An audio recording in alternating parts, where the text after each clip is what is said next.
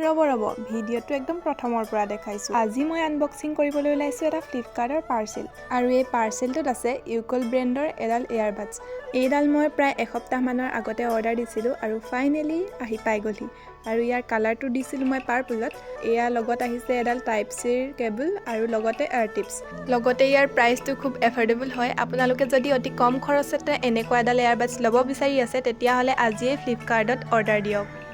আৰু ইয়াৰ সুবিধাসমূহ হৈছে কল ৰিচিভ, কল কাট, কল ডাইলিং। লগতে এই অপশ্যনটোত যদি প্ৰায় 3 ছেকেণ্ডমান হোল্ড কৰি প্ৰেছ কৰে তেতিয়া আপোনাৰ পাৱাৰ অফ হ'ব আৰু অন হ'ব।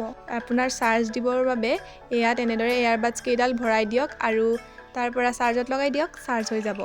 আৰু ইয়াৰ চাউণ্ড কোৱালিটি একদম বেষ্ট। আৰু এতিয়া মই গান শুনো। আজিলৈ ইমানেই, বাই।